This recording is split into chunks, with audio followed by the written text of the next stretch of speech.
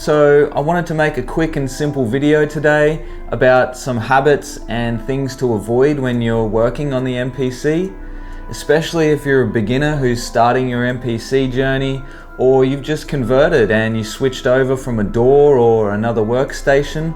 These are just some simple tricks and tips to avoid when you're working on the MPC. So let's jump in.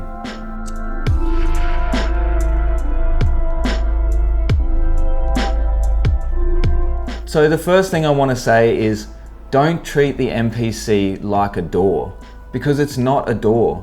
It really is a sampler with DAW capabilities. The way that the MPC has gone in the last few years has sort of leaned more into working on a DAW, but I personally think what makes the MPC so great is that it isn't a DAW. And a lot of people who jumped over and converted to the MPC workflow came because they didn't want to stare at a computer and they didn't really want to work in a DAW. If you're like me and you bought the MPC for that exact reason, then you sort of want to avoid trying to do everything that a DAW does with the MPC. You can get stuck thinking of it as a DAW because it has all of these plugins, it has all of these effects, and you really can make quite sufficient tracks using the MPC like a DAW, but there are going to be a lot of things that are just way easier with a mouse and keyboard. Personally, I do tracks DAWless sometimes. Sometimes they need to have a DAW in there if there's a lot of automation necessary. There's no shame in using a DAW after you use the MPC. It doesn't really matter, like, you're gonna use a DAW when you have an MPC, in my opinion. I wouldn't be attacking it like a DAW and trying to get focused on, oh, this compressor doesn't have everything that my incredible VST compressor has. There are going to be some things that just work doing in a DAW, and there are going to be some things that don't work doing on the MPC. And just overcoming that is going to be part of the journey, I think.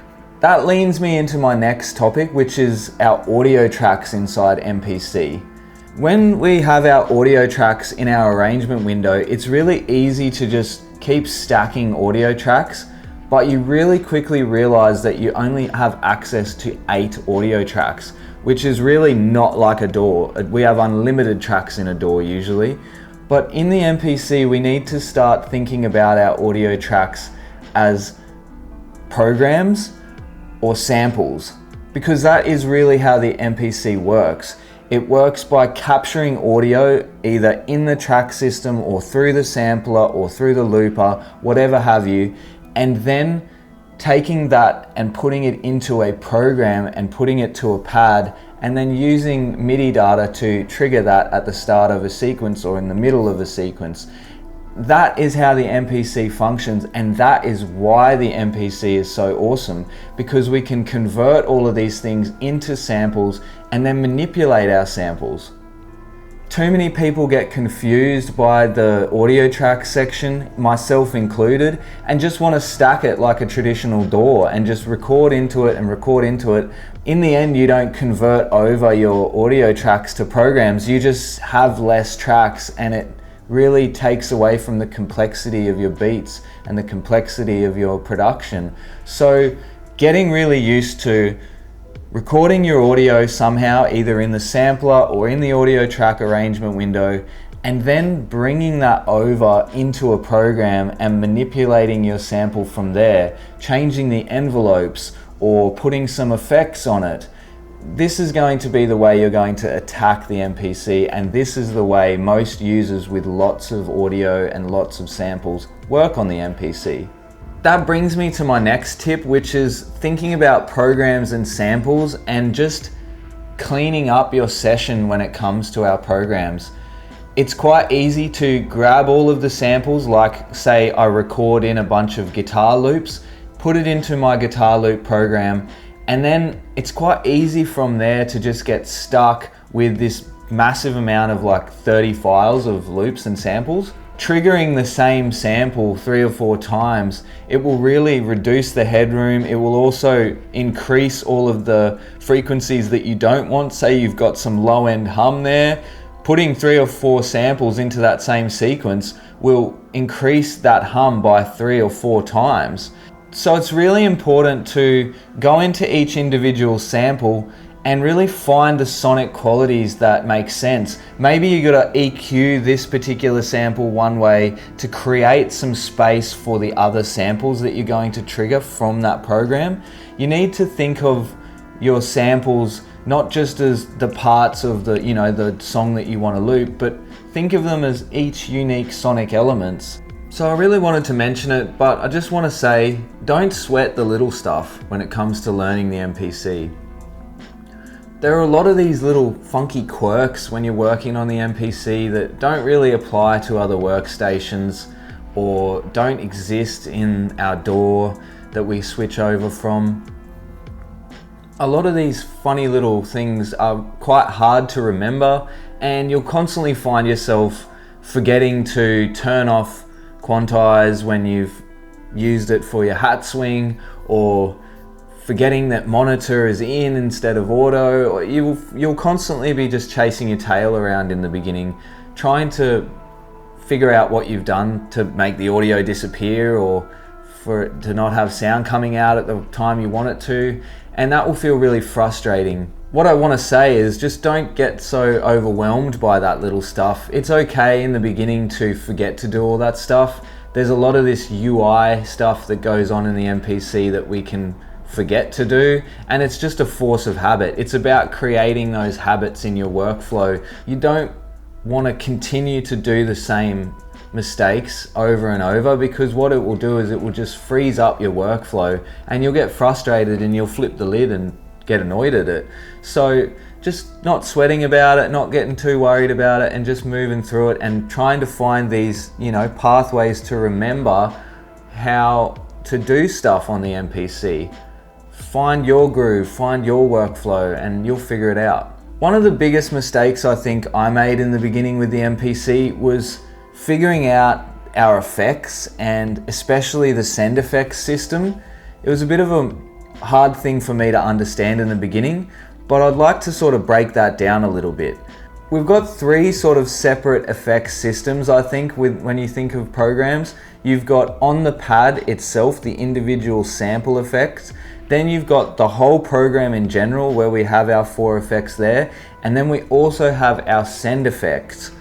The send effects are really good where we want to have a dry signal and also the wet signal. So really good for reverb and delay, which are automatically there on our track effects for the sends 1 and 2. Our program effects are good if we want to do something like glue all the drums together and use a glue compression technique, or have a general overall EQ or boost in a certain frequency range. That's really good on our program channel strip. And then we've got our pad strips where we have 4 separate effects, and we can use certain sonic things there where I want to put a granulator on that sample, or I really like the sound of this filter moving on this sample. You don't want it to apply to everything on the program, you just want it to apply to that sample. So I really like that part about the MPC. But in the beginning, it is quite tricky to get your head around each separate effects system. Another thing I really quickly wanted to mention was the timing correct. The MPC works really well when you think of your different parts and quantize them differently. I think you can add a lot of swing into your hats, and then you can take that quantization or that timing correct off and go back to having your snare on the 4/4 or on the beat and your kicks on the beat. That's a big mistake I made in the beginning with the MPC, is I was working on my hats, quantizing my hats to a particular swing, and then I would go and record in my snares, record in my kicks, and they would automatically snap to the grid that I had in the quantization settings. Working with the timing correct properly and just understanding how the timing correct function works is a really important thing to do. Once you get used to the timing correct system on the MPC, I feel like there is nothing that comes close to the algorithms there. The swing algorithm in the MPC is just so good. So yeah, once you get used to that and working with that, I think you'll be super stoked. But in the beginning, it does sort of throw you off. So last but not least, I just wanted to mention about getting overwhelmed in your journey with the MPC. When you look at things online, A lot of users, myself included, try to make it look really easy, try to make it look really smooth and fluid, but we've spent a long time learning how to use this gear. I've spent 5 years with the MPC. The reason why it looks easy and comfortable is because I've spent a long time learning how to use all these functions. Too often nowadays we have this, feeling for gas, we buy this product, and then we get it and we don't really click with it. And I think the reason why we don't really click with it is just because it's a workflow change that throws us off balance. And I just want to say, you're spending a lot of money on this gear. You're spending a lot of money to get your new MPC, and just stick at it. Just don't get super overwhelmed by it. It's going to be super frustrating. There's tons of stuff when you switch over that you're gonna go, why is it like that? That's stupid. I hate it like that. And there's heaps of things I still hate to this day that I have to do all the time on the MPC. You're not gonna get a perfect box ever. That doesn't exist. Just trying to find this hybrid between learning, accepting, and not getting overwhelmed, I think will really help you out in the beginning. And yeah, just be confident in yourself. You can do it. It's really intuitive when you break it down at the end of it, and just work through it. It's going to be uncomfortable at first, but in the end you're going to be so fluid with it, and it's going to be just like muscle memory. So don't get overwhelmed, don't get frustrated, just make music, and when you're sick of learning about it, just have fun with it. I think that's the biggest thing I can say about these boxes, is that don't get overwhelmed, don't get frustrated by it. It is going to be annoying. Alright, there you go. That's my video on some mistakes to avoid with the MPC. I just wanted to make this to give you a vote of confidence and let you know that you're not the only one who had a hard time with the MPC in the beginning. Thank you so much for watching my channel. I really appreciate everybody liking and commenting. It really makes a difference to me. So thank you so much. I really appreciate it. Until next time.